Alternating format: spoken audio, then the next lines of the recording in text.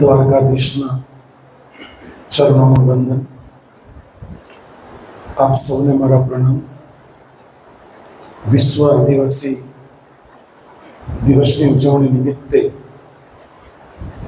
મંચ ઉપર વિરાજમાન આદરણીય નીલમભાઈ, આદરણીય ડૉક્ટર ધર્મેશભાઈ પટેલ, આદરણીય ડૉક્ટર ચેતનભાઈ,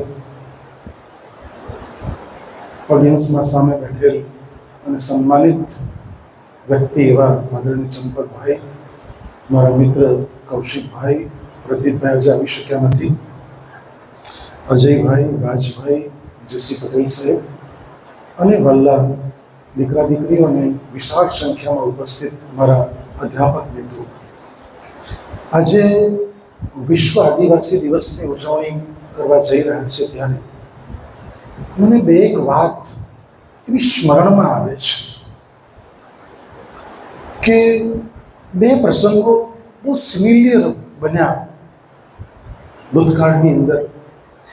એક પ્રસંગ એકલવ્યનો આપ સૌ જાણો છો.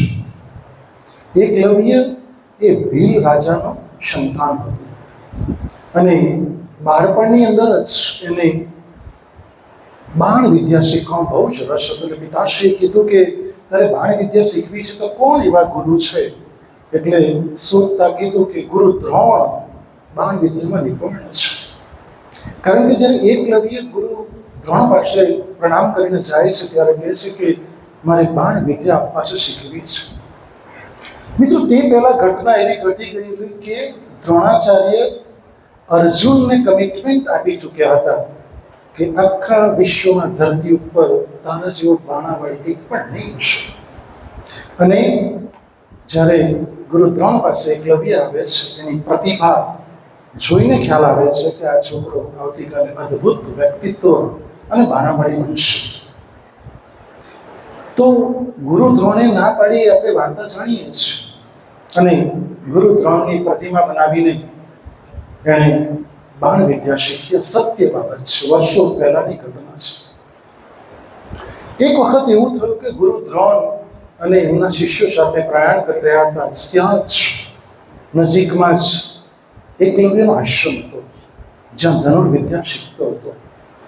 આ આશ્રમ પાસે જાય છે, ત્યાં આગળ જ ખબર નહીં પણ કેમ એકલવ્ય બાણ વિદ્યા શીખી રહ્યો હતો, ચલવી રહ્યો હતો. ત્યાં જ એક કૂતરો બહુ જ ભસતો હતો. મિત્રો, જીવનમાં યાદ રાખજો, મેં હમણાં જ એફવાયના વિદ્યાર્થીઓને કહીને આવ્યો કે ગ્રામ્ય વિસ્તારમાં જ્યારે હાથી આવે છે, બધા જ લોકો પ્રણામ કરે છે, પગે લાગે છે, માતા બહેનો આશીર્વાદ લે છે, કંઈ કેળું આપે છે કે પૈસા આપે છે. આખા હાથી જ્યારે ગામમાં પ્રવેશે ત્યારે જો વધારેમાં વધારે જો કોઈ દુઃખી હોય ને તો તે કૂતરા હોય છે. અને જેવો હાથી ગામમાં પ્રવેશ કરે છે એને ભસવાનું કામ સ્ટાર્ટ કરી દે છે. અને ભસે છે ક્યાં? એ પાછો પાછળ ભસે છે. મિત્રો, જીવનમાં યાદ રાખજો, આ તો સામાજિક ક્ષેત્રના બહુ મોટા અગ્રણીય લોકો ભેગા થયેલા છે જેનું નામ માત્ર કાફી છે. એટલે બાકી જે કૂતરા છે ને ભસે છે, પાછળ ભસે છે. અને મેં રાજની વાત મારા બચ્ચાઓને કરી, નીલમભાઈ, કે પાછળ કેમ ભસે છે, એનું રાસ શું, કૂતરા કેમ આટલું બધું ભસે છે હાથીને? એનું કારણ એ છે કે હાથીને જે રિસ્પેક્ટ મળે છે, જે માન મળે છે, તમે જે સમાજ સેવાના કાર્યો કરો છો ને, નીલમભાઈને એમ જ માન નથી મળતું. નીલમભાઈ અહીંયા પાછળનું એકવાર જોરદાર તાળી અમને માટે પડી ગઈ. અહીંયા સુધી આવા પાછળનું કારણ, ચેતનભાઈ સાથે વાત હમણાં થઈ કે ધરતી સાથે જોડાયેલા વ્યક્તિ છે અને એનું કામ ગ્રીનિસ બુક ઓફ વર્લ્ડ રેકોર્ડની અંદર પણ કદાચ નાનું કહી શકાય એટલું જબરદસ્ત કામ કરી રહ્યું છે. મિત્રો, એટલે જ્યારે સમાજ સેવા કરવા માટે નીકળો છો ને પાછળ તો લોકો ભસશે જ, કારણ કે તમારું સન્માન થશે એટલે પાછળ ભસવાનું કામ સ્ટાર્ટ થઈ જશે. એટલે પેલો કૂતરો બહુ ભસતો હતો તો એક બે વાર ના પાડી, એકલવ્ય બસ નહીં, તું મને મારું કામમાં ડિસ્ટર્બ કરે છે, પણ નહીં માન્યો. એટલે સાહેબ કૂતરાને કોઈ પણ પ્રકારનું નુકસાન થયા વગર એના મોઢામાં બાણ ભરી દીધા.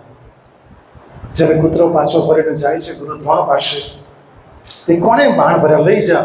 અને જ્યારે એકલવ્યને જુએ છે ત્યારે પૂછે છે કે તારા ગુરુને મળવાની મારી તીવ્ર ઈચ્છા છે.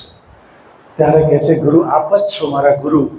તો કેવી રીતે? તો કે મેં આપની માટીની પ્રતિમા બનાવી છે, આપમાંથી શીખ્યો છું.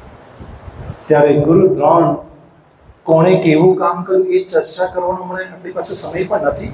પણ ગુરુ દ્રોણે કહ્યું કે તારે મને દક્ષિણા આપવી પડશે, ગુરુ દક્ષિણા આપવી પડશે. ત્યારે એકલવ્ય એક ક્ષણનો પણ વિચાર કર્યા વગર એ ભીલ પુત્ર એવું કહે છે, આદિવાસી પુત્ર એવું કહે છે કે આપ જે માંગો તે આપવા માટે હાજર છે, કે તારા જમણા હાથનો અંગૂઠો આપી દે. એક ક્ષણનો વિલંબ કર્યા વગર પોતાને કમરમાં રહેલો ચપ્પુ કાઢી તરત જ એકલવ્ય અંગૂઠો પ્રદાન કરે છે. મિત્રો, આ આદિવાસી જાતિના લોકોની તાકાત છે, નંબર 1. અને એકલવ્ય એટલો જોરદાર અંગૂઠો કાપ્યા પછી પણ ચેતનસર એટલો બાણાવાળી જબરજસ્ત હતો કે દ્વારકાધીશ દ્વારકા ઉપર ચઢાઈ કરી એકલવ્ય પોતાની સેના સાથે. અને મિત્રો, કહેતા કદાચ તમને આશ્ચર્ય થશે કે સાહેબ એકલવ્યએ કૃષ્ણ સાથે યુદ્ધ કર્યું, દ્વારકાધીશ સાથે યુદ્ધ કર્યું. હા, પરાજય થયો કારણ કે આખરે કૃષ્ણ પૂર્ણ હતા, પણ યુદ્ધ તો કૃષ્ણ સાથે કર્યું. અને એવું બન્યું ઘટના કે એકલવ્ય કૃષ્ણના હાથે મરાયા. એકલવ્યનો જે વધ થયો, મૃત્યુ પામ્યા, એ કૃષ્ણના હાથે મૃત્યુ પામ્યા. અને સેમ ઘટના પ્રભાસના ક્ષેત્રમાં પીપળના ઝાડ નીચે કૃષ્ણ યદુવંશનો નાશ જુએ છે. લાશો પડી છે, એરકાના ઝાડ મારી મારી મારી મારી બધું સમાપ્ત થઈ જાય છે, એકબીજાને ખલાસ કરી દે છે. કૃષ્ણ વિયોગમાં ડૂબી જાય છે, એક પગ ઉપર બીજો પગ મૂકે છે. જરા નામના પાર્થિવ લાલાસ, કારણ કે કૃષ્ણ ચતુર્ભુજ સ્વરૂપ ધારણ કર્યું છે અંતિમ પ્રયાણ વખતે. અને ચતુર્ભુજ સ્વરૂપમાં જ્યારે પગ લાલાસ પડતો જુએ છે જરા નામનો પાર્થિવ, એને હરણનું મુખ દેખાય છે. અને એને બાણ છોડી, બાણ પાછળનું પણ એ આખો ઇતિહાસ ક્યારેક આપણે જોઈશું, પણ બાણ જે છોડ્યું છે અને કૃષ્ણને પીડા કરે છે. જરા નામનો પાર્થિવ દોડીને આવે, ચતુર્ભુજ કૃષ્ણનું સ્વરૂપ જુએ છે, ક્ષમા માંગે છે. સાહેબ કૃષ્ણ આશીર્વાદ આપે છે જરાના પાર્થિવને કે જા, તને સ્વર્ગલોક, લોકો તો બહુ અપેક્ષા રાખે પણ હું તને સ્વર્ગલોક આપું છું. કારણ કે જરા નામનો પાર્થિવ બીજું કોઈ નહીં, પણ કહ્યું કે મર્યાદા પુરુષોત્તમ જ્યારે હું રામ હતો તે વખતે મેં તારો વધ કર્યો હતો, એટલે આજે તને વર આપું છું કે તને સ્વર્ગલોક પ્રાપ્ત થશે. જરા નામનો પારધી પણ પારધી હતો મિત્રો, એ પણ આદિવાસી હતો. કહેવાનો ભાવાર્થ એ છે કે આદિવાસીનો ઇતિહાસ જોવા જઈએ ને આપણે, કદાચ દિવસોનો દિવસ ઓછા પડે, એટલું બધું જબરજસ્ત એનું યોગદાન છે વિશ્વની અંદર કહું છું, માત્ર ભારતમાં નહીં વિશ્વમાં યોગદાન જબરજસ્ત. આપણે ગર્વ લેવો જોઈએ કે આપણે આદિવાસી છીએ. તો આજના સુપ્રસંગે આ 2-3 વાત આપ સમક્ષ પ્રસ્તુત કરવી હતી, પ્રાસંગિક વસ્તુ મૂકવી હતી આપ સમક્ષ. તો આજના સુપ્રસંગે આદરણીય નીલમભાઈ પટેલનું, ડૉક્ટર ધર્મેશભાઈ પટેલનું, ડૉક્ટર ચેતનભાઈ પટેલનું અને કૌશિકભાઈ સાથે આવેલા તમામ, ચંપકભાઈ, જેસી પટેલ સાહેબ, રાજ અજય, તમામનું ઘાટા કોલેજ પરિવારથી હાર્દિક સ્વાગત કરી મારી ચર્ચાને અલ્પ વિરામ આપું છું. ફરી પાછા મળીશું. જય હિન્દ, જય ભારત, જય જય ભારત.